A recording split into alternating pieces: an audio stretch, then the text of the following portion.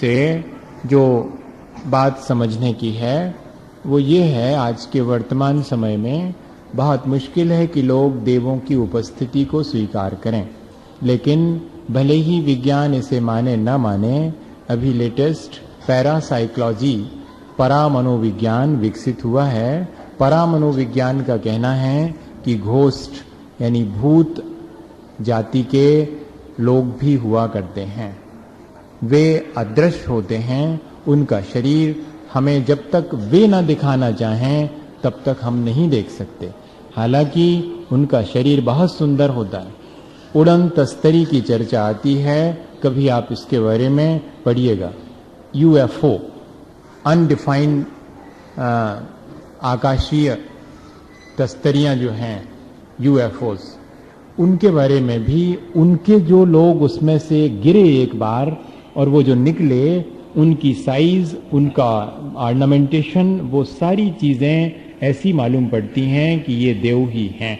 संभव है कि वे विजयार्थ की श्रेणी में रहने वाले विद्याधर हों और बर्मुदा ट्रायंगल के आसपास उन्होंने अपना पूरा एरिया डिफेंस करके रखा है। कोई अगर खोज करने जाए तो वहां उसका विमान वापस नहीं आता। अचानक कहीं चला जाए तो विमान वापस आ जाएगा। आप खोज करने गए तो न जहाज और न विमान, कोई भी नहीं आ पाता है। वहीं से उड़न तस्तरियां आती हैं। मेरा आशय ये है कि ये सब चीजें धीरे धीरे को आकर के प्रकट होंगी, पर हमारे आचार्य भगवंतों ने जो कहा है वो हमें उस पर श्रद्धा करना चाहिए। ये सब चीजें हैं और जब हमारे सामने आती हैं तो हम चमत्कृत होकर के रह जाते हैं। ये तो ऐसा पंचम काल है जिसमें अच्छे प्रकार के देव तो आएंगे नहीं, वैमानिक देव तो आएंगे नहीं। विद्याधर भी जो है मनुष्य हैं, लेकिन रिद्धि प्राप्त आर्य हैं वो लोग भी हमारे बीच नहीं आते। हम इतने पुण्यवान नहीं हैं। आते भी हैं तो व्यंतर और भवनवासी जाति के देव ही आते हैं, और वे ही जो है यहाँ पर अपन देखेंगे लिखा हुआ है कि वास्तव में तो देवादि देव अर्थात इन देवों के द्वारा जो पूज्य हैं, ऐसे वीतरागी भगवान ही सच्चे देव हैं। लेकिन वर्तमान समय में इन वीतरागी सच्चे देवादि देव रूप देव को लोग उतना महत्व नहीं देंगे जितना कि भवनवासी और व्यंतर देवों की भी पूजा करेंगे, क्योंकि उनके भीतर श्राप और अनुग्रह की शक्ति होती है। पर हम उस समय भूल जाते हैं कि अपने पाप के उदय में तो भैया सगो भैया भी पराव हो जात, और पुण्य का उदय हो गए तो शत्रु भी हमारा सहाय हो जाता। लेकिन जब विपत्ति आती है तो इन्हीं व्यंतर देवी देवताओं को लोग और पूजने लगते हैं, वीतरागी भगवान को भूल जाते हैं। हमें इस अध्याय से ये बात सीखनी चाहिए कि जितने भी ये व्यंतर और भवनवासी भूत पिशाच गंधर्व इत्यादि हैं, वे भी अपना संसार भोग रहे हैं। हम जैसे अपना संसार भोग रहे, ऐसे ही उनके भी संसार का सब सुख दुख लगा, उनके भी गृहस्थी लगी हुई है। और अपने तो फिर भी सुविधा है कि एक ही विवाह होता, उनके तो बिन्ने चाहें तो भी 32 जो है उनके देवांगनाएं होंगी। उनके साथ वे अपने ये बात अलग है कि आनंद पूर्वक वे रहते हैं। उनके धीरे धीरे कषाएं भी ऊपर ऊपर मंद होती जाती हैं। हमने देवों के बारे में या तो बहुत अधिक अपने अंदर इस तरह बना रखा है कि बहुत बड़ी चीज है देव होना, और या फिर कुछ लोगों ने कहना शुरू कर दिया है कि देव से ज्यादा निकृष्ट तो कोई नहीं है, वो तो पुण्य के फल में मिलने वाली विष्टा के समान है। ऐसा भी कहना शुरू कर दिया। देखो, जो चीज जैसी है उसको वैसा जानो, ने अतिरंजित करो और ने उसके लिए निंदित करो। देव हैं, वो भी एक जाति है, वो भी एक गति है, वे अपने हिसाब से। और देखो, ग्रैवियक से ऊपर के तो सब देव सम्यक दृष्टि ही होते हैं नियम से, और ग्रैवियक में भी जाने वाले मुनि महाराज के अलावा कोई नहीं होते हैं। और ग्रैवियक में भी जेने समझो कि सबरी मिथ्या दृष्टि की संख्या अल्प है, वहां भी ग्रैवियक में सम्यक दृष्टि की संख्या बहुत है। यो श्रावक व्रत पाल स्वर्ग सुलह उपजावे, तैते चय नर जन्म पाए मुनि भय सो जाओ। सो ऐसा भी स्वर्ग है जहां से हम थोड़ी देर वहां विश्राम करके अपने व्रत नियम संयम पालन करने के लिए पुनः आ सकते हैं। इसलिए जैसा देवों का वर्णन है वैसा विश्वास करना चाहिए। भूत पिशाच इत्यादि भी होते हैं, आप मानो तो और न मानो तो। लेकिन उनकी उपस्थिति है तो वो हमें दिखाई भले ही नहीं पड़े। ऐसे ही ज्योतिष मंडल के बारे में भी है कि ज्योतिष मंडल हमारे से मेल नहीं खाता है, तो भैया कबो मिलावे की कोशिश करी होए तो मेल खाए हैं। सूर्य और चंद्र, आज आप आश्चर्य करेंगे, मैं कुछ बातें हैं आपको थोड़ी सी बताऊं। According to modern recording, our solar system is a part of galaxy called the Milky Way. आज की साइंस ये मानती है कि बहुत बड़ी आकाश गंगा है जिसमें कि असंख्यात सूर्य और चंद्रमा हैं, जिनको कि विज्ञान नहीं खोज पाया है। 2 सूर्य और 2 चंद्रमा जो जम्बू द्वीप के लिए कहे गए हैं, विज्ञान ने धीरे से मान लिया है, ये कह करके कि जो सूर्य कल आया था वो अब कल नहीं आएगा, वो परसों आएगा, दूसरा सूर्य आता है। 2 ही चंद्रमा हैं जो इसके लिए आप आश्चर्य करेंगे। सुमेरु पर्वत के बीचों बीच तो ये विदेह क्षेत्र है, उसके इस बॉर्डर पर नील पर्वत है, इधर निषद पर्वत है। जब सुमेरु पर्वत के नील की तरफ से और इधर निषद के इस तरफ 2 सूर्य, एक उधर स्थित है एक इधर स्थित है, यहां से चलता है तो पूरा विदेह क्षेत्र एनलाइटेड होता है। उस समय ऐरावत और भरत क्षेत्र में कोई लाइट नहीं होती है 12-12 घंटे तक, जैसा भी सिस्टम है। फिर जैसे ही ये वाला सूर्य निषद पर्वत पर आता है और वो नील पर्वत पर पहुंचता है तो उधर पूरा ऐरावत एनलाइटेड होता है, इधर निषद की आभा चूंकि लाल रंग की है इसलिए पूरा एनलाइटेड भरत क्षेत्र हो जाता है। हमें समझना चाहिए हमारे यहाँ पर भी ये सारी व्यवस्था दिन और रात की, सूर्य चंद्रमा की व्यवस्थित है ज्योतिष मंडल की। धीरे धीरे वो सब चीजें विज्ञान समझेगा, खोजेगा। और आश्चर्य तो यही होता है कि अनंत कह रहे हैं वो कि जो चंद्रमा हैं ऐसे ऐसे अनंत हैं। हमारे यहाँ भी तो यही कहा हुआ है, पूरे 2.5 द्वीप के लिए 132 सूर्य हैं, 132 चंद्रमा हैं, 11,616 नक्षत्र हैं और 11,616 ग्रह हैं और 3696 नक्षत्र हैं। ये इतनी संख्या 2.5 द्वीप के लिए है। और 2.5 द्वीप के बाहर, ये तो 2.5 द्वीप में जो सूर्य चंद्र हैं वो घूमते हैं, लेकिन 2.5 द्वीप के बाहर के सूर्य चंद्र स्थिर हैं। जो आज अपन कहते हैं ना साइंस में कि भैया सूर्य नहीं घूमता है, पृथ्वी घूमती है, तो हम भी कहते हैं कि हाँ सूर्य नहीं घूमता। कहाँ नहीं घूमता? 2.5 द्वीप के बाहर नहीं घूमता, 2.5 द्वीप के भीतर तो घूमता है।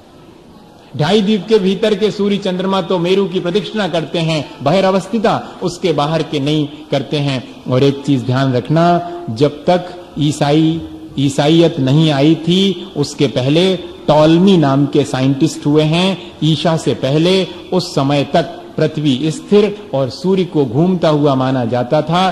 चूंकि बाइबल के खिलाफ ये बात थी, इसलिए गैलीलियो से मजबूर करके और उसे ये कहलवाया गया था कि ये कहो कि पृथ्वी घूमती है, सूरज स्थिर है। ये ध्यान रखिएगा, सिर्फ गणित के कैलकुलेशंस के लिए ये पूरा सिद्धांत पश्चिम के लोगों ने प्रतिपादित करके आज की किताबों में फैला के रखा है। ओरिजिनली तो जो जैन दर्शन में लिखा या बौद्ध दर्शन में या कि वैदिक दर्शन में, तीनों में यही बात लिखी हुई है कि नहीं, सूर्य घूमता है, पृथ्वी तो स्थिर है। लेकिन अब चूंकि गुलामी रही 200 साल तक, उतरन पैरवे को हाँ वही कहते हम तो हिंदी में कि उतरन पैरवे की आदत रही, जो कछुन ने कह दी सो चुपचाप बाबा वाक्य प्रमाणम, सो वो तो मान लो, अपनो ओरिजिनल जो है उसकी तरफ ध्यान ही नहीं। और तर्क वितर्क करने के लिए बहुत तैयार हैं आज के जो थोड़े से पढ़ लिख जाते हैं, उनको तर्क वितर्क तो बहुत आता है, लेकिन श्रद्धा से ये बात नहीं हो पाती हमारे भीतर। कह रहे नहीं, हमारे आचार्य हमें बुद्धू थोड़ी बनाएंगे। जिन्होंने हमें प्रयोजन भूत तत्व को तो 100 टन सही बताया, वे इस अप्रयोजन भूत बातों को झूठा बताएंगे क्या? नहीं, जिन्होंने हमारे कल्याण का मार्ग सच्चा बताया है वो इन सब बातों को भी जैसा अपने दिव्य ज्ञान से जानते वैसा। इसलिए हमें इन सब चीजों को मैं ये इसलिए बता देता हूं कि आजकल बहुत जल्दी चमत्कृत हो रहे हैं विज्ञान के द्वारा। तो उतना विज्ञान तो हम लोग जो है अगर थोड़ा सा पढ़ें तो कोई बहुत बड़ी चीज नहीं है, और हमारे सब जैन दर्शन से मिलती। हमें तो इस बात का बहुत गौरव है। हम तो लेटेस्ट से लेटेस्ट रोज जो है नई नई चीजें आती हैं और उनको टैली करते रहते हैं धर्म से, और मजा लेते रहते हैं कि हाँ ठीक आप करते रहो। हमें गौरव है कि आप अंततः हमारी बात का सपोर्ट करते हैं। आप आज खोजते हैं और हमारा सपोर्ट होता चला जाता। आज तक कोई भी चीज जैन दर्शन में जो कुछ भी लिखा है उसके विपरीत जाकर के नहीं हुई। 5वां अध्याय पढ़ करके तो आप और अधिक चमत्कृत होंगे, होना भी चाहिए। चमत्कृत मतलब गौरवान्वित होना चाहिए कि हाँ हमारे पास सारी जानकारी है। पर क्या करें, हमने अजीब तत्व और इन सब के बारे में जानने नहीं चाहा। हमने अपने आत्मा के अलावा बाकी चीज को ज्यादा इंपॉर्टेंस दिए ही नहीं। हमने कहा ये तो सब जान लो, इसको जान लोगे और अपने आत्मा को नहीं जान पाए तो भी कुछ नहीं होने वाला। इसलिए जब बाबा जी बड़ी बारीक चर्चा होती थी वर्णी जी के पास में, और जब समझ में नहीं आती तो क्या कहते, ए भैया जान वेखो 3 लोग डरो, सो जब चाहे जब जानत रहियो, मनो आवे कर वेखो 3 ही बातें हैं, राग द्वेष मोह न करो। जान वेखो 3 लोग डरो, सो जब चाहे जानत रहियो, मनो आवे करने क्या है, कहते राग द्वेष मोह न करो। और जो व्यक्ति राग द्वेष मोह न करेगा उसको तो 3 लोग केवल ज्ञान में हंसता मलकवत ऐसे झलक जाएंगे। यही सच्चा उपाय है। इन चीजों को अपन इसी दृष्टि से पढ़ें। अब देखिएगा, स्थिति प्रभाव सुख दुतिलेशा विशुद्ध इंद्रियावधि विषय तो अधिका। ये जो वैमानिक देव हैं जिनका वर्णन चल रहा है, जहां तक इंद्र सामान्य इत्यादि का विभाजन है वो कल्प कहलाते, स्वर्ग उसके ऊपर कल्पातीत हैं। इन सब में किस तरह की व्यवस्था होती है, तो इनकी स्थिति जो है ऊपर के देवों की बढ़ती जाती है। ड्यूरेशन जो लाइफ इनका स्पान है वो ज्यादा बढ़ता चला जाता है, इनका प्रभाव बढ़ता जाता है। शाप और अनुग्रह करने की शक्ति का नाम प्रभाव है, ये बढ़ता चला जाता। इनका सुख, इंद्रियों के सुख इनको जो है कंफर्ट, बहुत अच्छे सुख की सामग्री इनको मिलती चली जाती, सुख बढ़ता जाता। ऑर्नामेंटेशन जितनी भी इनकी द्युति है, इनकी आभा है, वो बहुत बढ़ती जाती। अच्छा, देवों में एक चीज जरूर है कि ये लोग आपस में एक दूसरे की आभा देख के समझ जाते हैं कि इसकी आभा मेरे से ज्यादा है, इसका मतलब है इसने मेरे से ज्यादा पुण्य किया है, धर्म किया है। और फिर वो अवधि ज्ञान से जान लेता है कि अरे मैंने जो है पापों से विमुक्त नहीं हुआ था, ये व्यक्ति पापों से विमुक्त होकर यहाँ आया है, इसलिए इसको इतनी आभा मिली। तो सम्यक दृष्टि होता है तो ईर्षा नहीं करता, मिथ्या दृष्टि होता तो ईर्षा करके और झूठता है। अपने बुंदेलखंड में कहते देख देख के कुड रहे, ऐसे ही वहां पर भी है। उनको शरीर की कछु तकलीफ नहीं है, उनको मानसिक पीड़ा बहुत होती है। मिथ्या दृष्टि देवों के लिए वहां पर भी इस द्युति को देख करके, आभा को देख करके, अरे इनका शरीर हमसे ज्यादा एनलाइटेड है। अच्छा, और ये देव जो है उपवास सैया पर बिल्कुल विथ ऑर्नामेंटेशन, पूरी सजावट, मुकुट और वस्त्र सहित उत्पन्न होते हैं। ऐसा नहीं समझना जैसे अपन उत्पन्न होते फिर बाद में कपड़े इत्यादि पहनते, नहीं। उनका तो ज्यों कहते हैं पूरा शरीर, और कुमार अवस्था में जैसे 16 वर्ष का कोई नवयुवक है वैसे जो है खड़े, और पूरे जीवन ऐसे ही रहते हैं, इसलिए इनको कुमार कहते हैं। इनकी वृद्धावस्था नहीं आती, जीर्ण शीर्ण झुर्णी वाला शरीर नहीं होता है, ये विशेषता है। लेशा विशुद्धि, इनकी लेशाएं भी पवित्र होती चली जाती हैं। पीत से पद्म, पद्म से शुक्ल लेशा, परम शुक्ल लेशा ऊपर बढ़ती जाती। इंद्रिय के विषय भी इनको अच्छे मिलते हैं, और इंद्रिय के विषयों की सामर्थ्य भी इनकी बढ़ती चली जाती है। अवधि ज्ञान की सामर्थ्य भी इनकी और अधिक बढ़ती चली जाती है। ये सब चीजें तो बढ़ती हैं, लेकिन अब मजा देखना कौन सी चीज घटती है। गति शरीर परिग्रहाभिमान तो हीना। इस सूत्र से मालूम पड़ता है देवों की वास्तविकता कि जितने बड़े देव होंगे उतने ज्यादा एक स्थान से दूसरे स्थान पे जाने की चेष्टा कम करेंगे। जितना बड़ा आदमी होता, बड़ा मतलब जितना वजनदार आदमी होता है, ज्यादा उपद्रवी नहीं होते, क्या बोलते भगवान होते, चंचलता नहीं होती। कहते यही स्थिति इनमें है। इनके वजनदार आदमी जितने ज्यादा बड़े ऊंचे देव हैं, ज्यादा आगमन नहीं करते, वे अपने आप में संतुष्ट हैं, जहां हैं वहीं पर आनंद से रहते हैं। और हालांकि देखना इनमें गमन करने की सामर्थ्य ज्यादा है, ये अधिक दूर तक गमन कर सकते, लेकिन कम से कम गमन करते हैं। शरीर की इनकी हाइट जो है वो घटती चली जाती है। सबसे बड़े देव की हाइट कितनी होती पहले स्वर्ग में? 10.5 फीट की, 7 हाथ की। 7 हाथ मतलब लगभग 10.5 फीट। और सरवार सिद्धि तक पहुंचते पहुंचते सिर्फ 1 फीट, मतलब सिर्फ 1 हाथ 1.5 फीट के लगभग हाइट रह जाती है। हाइट कम होती चली जाती, लेकिन सुंदरता बढ़ती चली जाती। परिग्रह भी कम होता चला जाता। परिग्रह का अर्थ यहां पर मूर्छा लेना। वैसे तो इनकी संपत्ति और वैभव बहुत बढ़ जाता है, सो बाहर का वैभव नहीं कहलाता परिग्रह, भीतर की मूर्छा परिग्रह कहलाती। तो कहते हैं इनका बाह्य वैभव तो बहुत बढ़ जाता है, लेकिन भीतर इनके आसक्ति घट जाती है। ये विशेषता है देवों की। और अभिमान भी कम होता, जितना बड़ा देव होगा उसमें उतना कम अभिमान होगा। देखो, अगर हम यहां बैठे बैठे भी देव बनना चाहें तो हमारे भीतर देवतापना कैसे आएगा? देवतापना आएगा हमारी स्थिरता से, देवतापना आएगा हमारी आसक्ति के कम होने पर, और देवतापना आएगा हमारे अभिमान के कम होने पर। यही तो देवों की विशेषता है। सो ऐसा देवतापना तो आज भी अपन चाहें तो अपने जीवन में यहीं पर भी प्राप्त कर सकते। वास्तव में तो वो तो स्वर्ग नरक है ही। हम अपने जीवन को यहाँ पर भी स्वर्ग और नरक जैसा चाहें वैसा बना सकते हैं। देवों का आहार तो बता ही दिया था, अमृत का आहार होता है। और मजा ये है कि अगर 1 सागर की आयु वाला देव है तो उसको सांस 15 दिन में एक बार लेना पड़ती। ऑक्सीजन की उनको ज्यादा जरूरत नहीं है, वे अपने आप में बहुत अधिक सक्षम हैं। उनका रेस्पिरेशन जो है वो बहुत इतना सशक्त है कि थोड़ी सी ऑक्सीजन से भी उनका जीवन चलता रहता है। 1 सागर की आयु वाले देव 15 दिन में एक पक्ष में, 1 सागर के पीछे 1 पक्ष, तो जितने उतने देर बाद वो सांस लेते हैं और अपना जीवन जीते हैं।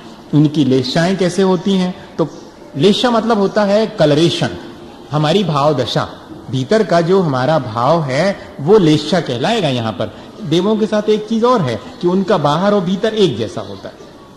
बाहर का जैसा रंग होगा वैसे ही भीतर उनके लेशा भी होगी। पीत पद्म शुक्ल लेशा द्वित्री शेषेशु, 2 युगल जो हैं उनमें पीत लेशा होती है। 2 युगल मतलब पहला, दूसरा और तीसरा, चौथा स्वर्ग इनमें। बाकी के फिर चौथा, 5वां, 6ठा, 7वां, 8वां, 9वां, नहीं 9वां, 10वां, यहां तक आना चाहिए। 3 युगल, इन युगल में जो है पद्म लेशा होती, उसके बाद शुक्ल लेशा होती है। 4 स्वर्गों तक पीतलेशा है, आगे के 3 युगल मतलब 5वें से 10वें स्वर्ग तक पद्मलेशा है, और फिर उसके बाद अंतिम सर्वार सिद्धि तक के देवों तक शुक्ललेशा ही होती है। प्राग ग्रैव्य के व्या कल्पा, ग्रैव्य से पहले पहले के जो 16 स्वर्ग हैं उन्हें कल्प कहते हैं, क्योंकि वहां पर इंद्र सामानिक इत्यादि की कल्पना की गई है। बाकी तो फिर सब अहमिंद्र हैं, वहां पर कोई छोटा बड़ा नहीं है, लेकिन 16 स्वर्ग तक तो छोटे बड़े कहलाते हैं। ब्रह्मलोकालया लौकांतिका, ये बहुत स्पेशल चीज है। ब्रह्मलोक में लौकांतिक देवों का निवास स्थान है। ब्रह्मलोक कौन सा है? 5वां स्वर्ग है ब्रह्म, है उस ब्रह्म 5वें स्वर्ग के अंतिम भाग में। लोक, ब्रह्म को भी लोक कहते हैं, 5वें स्वर्ग को लोक कहते हैं। उस लोक के अंत में जो स्थित हैं वे लौकांतिक कहलाते हैं। या कि लोक का अर्थ है संसार, जिनके संसार का अंत निकट है वे लौकांतिक कहलाते हैं। ये लौकांतिक देव एक भवावतारी होते हैं, वहां से सीधे आते हैं मनुष्य होकर के, मुनि बन के, और मोक्ष चले जाते हैं। ये इनके देवों के ऋषि कहलाते हैं, देवर्षि इनको कहते हैं। देवों के द्वारा भी ये पूज्य हैं, और हमेशा नहीं आते, ये तो जब भगवान दीक्षा लेते हैं तो उनके वैराग्य की प्रशंसा करने के लिए आते हैं कि वाह, 12 भावनाओं का चिंतन करते हैं पूरे जीवन भर। और इतने ही नहीं, जो मुनि महाराज अपने जीवन भर 12 भावनाओं का चिंतन करें और निर्दोष अपने व्रतों का पालन करें, वे ही लौकांतिक देव बन सकते हैं। और किसी के लिए लौकांतिक देव बनने की गुंजाइश नहीं है। इनके नाम दिए हैं सारस्वतादित्य वन्न ऋण गर्दतो तुसिता व्यावाधारिष्टाच। लालच तो नहीं आ रही बनवे की? आ रही हो तो भैया अच्छी बात है। अगर इस प्रकार बनने की मन में आ जावे तो फिर उपाय भी करना पड़ेगा उसका। जब इसको पढ़ने से लालच तो आती, आपको भले ही आए चाहे अपन को तो आती, कि ये जो है ये वाला मिल जाए तो नहीं मिल जाए, अपना लौकांतिक भी हो गए तो बस आएंगे और सीधा मोक्ष चले जाओ। बहुत आसान है, एक भवावतारी होते हैं ये। और इनके नाम सारस्वत हैं, आदित्य, वन्नी, अरुण, गर्दतोय, तुषित, अव्यावाद और अरिष्ट, ये लौकांतिक देव हैं। विजयादिशु द्विचर्मा, जो विजयादि हैं, विजय, वैजयंत, जयंत, पराजित और सर्वार सिद्धि, ये 5 अनुत्तर विमान कहलाते हैं। ये विजयादिक में जो देव हैं वे द्विचरम शरीरी होते हैं, अर्थात 2 बार मनुष्य जन्म लेंगे और वे मोक्ष चले जाएंगे। इतना ही उनका भाव शेष रह जाता है। औपादिक मनुष्य शेषास तिर्यज्ञो नया, जो उपाद जन्म वाले हैं और मनुष्य हैं, इनको छोड़ दीजिएगा तो जितने संसार के जीव हैं वे सब तिर्यंच में आ गए। उपाद जन्म वाले कौन हैं? देव, नारकी, और मनुष्य मनुष्य को छोड़ दो, वो उपार्जन वाले नहीं हैं, पर उपार्जन वाले देव नारकी और तीसरे मनुष्य, इनको छोड़ दो तो बाकी जितना संसार है वो सब त्रियंच हैं। एक इंद्री से लेकर के संगी पंचेंद्री तक भी त्रियंच होते हैं। त्रियंचों का संसार बहुत बड़ा है, देव और नारकी और मनुष्य, और वो के अलावा तो सब त्रियंच ही हैं। तो इस सूत्र अलग से कहना पड़ा इसके त्रियंच गति बताने के लिए कि उपार्जन वाले और मनुष्य, इनके सिवाय जितने संसारी जीव हैं वे सब त्रियंच गति वाले ही हैं। एक इंद्री से लेकर के संगी पंचेंद्री तक त्रियंच होते हैं। स्थिति रसुर नाग सुपर्ण दीप शेषा नाम सागरोपम ते पल्लोपम आर्धहीन मिताहा।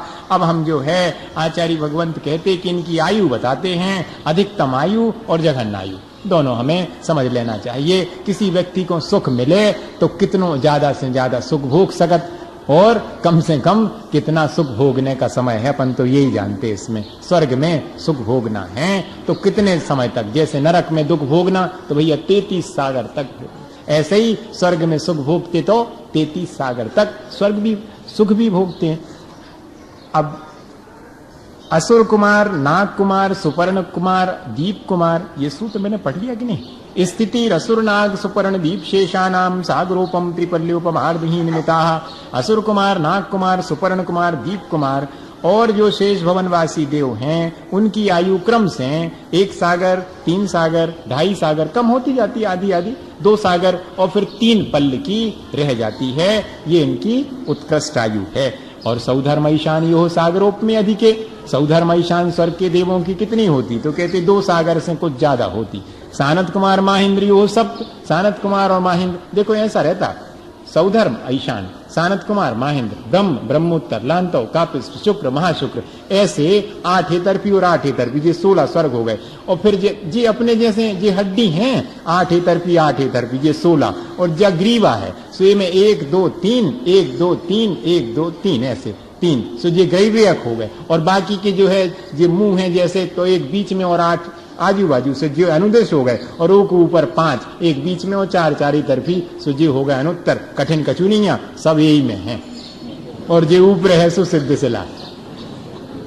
समझने के लिए जो हमेशा ध्यान में रहेगा ऐसे ही रहता। अब जी सानत कुमार और महेंद्र, इनकी आयु कितनी रहती, तो कहते इनकी कुछ अधिक 7 सागर रहती। 3 सप्तनवैकादश त्रयोदश पंचदश विरधिकानी तू। और अब जो है इनमें बढ़ा करके, अब हम इस सूत्र का सीधा अर्थ इसमें बढ़ा करके बता देते आपको। सानत कुमार महेंद्र की कितनी हो गई, 7 सागर की। अब जो है अब 3 बढ़ा दो, फिर 7 बढ़ा दो, फिर 9 बढ़ा दो। अब इनको जोड़ करके देखो तो ब्रह्मोत्तर में कुछ अधिक 10 सागर की हो गई। लांतव कापिष्ट में कुछ अधिक 14 सागर की हो गई। शुक्र महाशुक्र में कुछ अधिक 16 सागर की हो गई। शतार सहस्त्रार स्वर्ग में 18 सागर कुछ अधिक हो गई। आनत और प्राणत में 20 सागर कुछ अधिक हो गई। आरण और अच्युत 15वें 16वें स्वर्ग में हो गई कितनी, 22 सागर। तो 16वें स्वर्ग में 22 सागर तक पहुंच गए। अब उसके बाद ग्रैवयक आ गए। तो ग्रैवयक जो 3-3 के बने हुए हैं, तो उसमें एक बढ़ाते जाओ। 22 से तो 23, 24, 25, 26, 27, 28, 29, 30, 31, ये सब ग्रैवयक हो गए। ग्रैवयक की अंतिम ग्रैवयक की कितनी, 31 सागर की हो गई। और फिर उसके बाद 9 अनुदेश आ गए, सो उनकी आयु 32 सागर, सबकी 32, और 5 अनुत्तर हैं, सो सबकी उत्कृष्ट आयु 33 सागर की है। बस अपरापल्योपम अधिकम। प्रथम युगल में जघन्य आयु कितनी है, तो कहते कुछ अधिक 1 पल्ल की है, और बाकी तो परतः पूर्वा पूर्वानंतरा। बाकी जो पहली जिसकी उत्कृष्ट है सो बाद की वो जघन्य हो गई। जैसे कि सौधर्म ईशान की जघन्य आयु तो बता दी, 1 पल्ल कुछ अधिक, और उनकी उत्कृष्ट कितने खती, कहते के कुछ 2 सागर और कुछ अधिक, सुबह 2 सागर और कुछ अधिक। अब जघन्य हो गई सानत कुमार और महेंद्र की, तीसरे चौथे बार ऐसे जो है घटाते चले जाते हैं। इस प्रकार फिर कहते अब नार का नाम चा द्वितीयादिशु। अब जी अध्याय में देवों और सबका वर्णन जीवों का खत्म होने वाला है। सब नार की जीव की बता दी आयु। नार का नाम चा द्वितीयादिशु, नार की जीवों की भी जो पूर्व की उत्कृष्ट आयु बताई थी, सो आगे की वो जघन्य होती जाती। तो कहते फिर पहले की कैसे बन है, सो पहले की बता देते। 10 वर्ष सहस्राणी प्रथमायाम, पहले नरक में अगर कोई की आयु होवे कम से कम तो 10,000 वर्ष की तो आयु रहेगी। सैनिक चक्रवर्ती सैनिक को कितनी मिली, 84,000 वर्ष की। कैसे 84 वर्ष हजार में पंचम काल के 21 और छठे काल के 21, फिर छठे के 21 और पंचम के 21, सो 84,000 वर्ष बीत जाएंगे नरक में। सो सीधे आकर के चौथा काल यहाँ जैसे ही होगा सो पहले तीर्थंकर हो जाएंगे। कम से कम कितनी हो सकती तो 10,000 वर्ष, और ज्यादा से ज्यादा पहले नरक की आयु कितनी 1 सागर की होती है। भवनेषु चा कहते 10,000 वर्ष की तो भवनवासी देवों की भी जघन आयु है, और व्यंत्राणाम चा व्यंत्रों के भी 10,000 वर्ष की जघन आयु है। परापल्योपम अधिकम उत्कृष्ट कितनी है तो कहते कुछ अधिक, और पल्य के पल्योपम प्रमाण है। ज्योतिष का नाम चा ज्योतिषी देवों की उत्कृष्ट आयु कुछ अधिक पल्य प्रमाण है। तदस्त्र भागो परा है, और जघन स्थिति जो है उनकी ये तो उत्कृष्ट हो गई, और जघन स्थिति क्या है उत्कृष्ट की 1/8।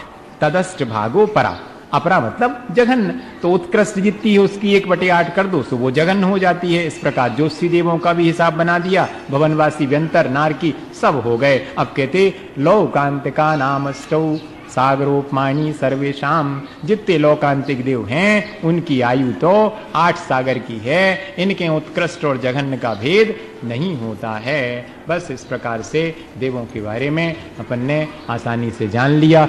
अब अगर बनवे की गुंजाइश हो तो वैसा उपाय करेंगे, लेकिन बने तो अपन सम्यक दृष्टि बने। उसमें कहते कि सम्यक दर्शन के साथ अगर देव पर्याय प्राप्त हुए तो आकर के अपना शीघ्र कल्याण करने का अवसर मिल जाता है। ऐसी भावना के साथ बोले आचार्य गुरुवर विद्यासागर मुनि महाराज।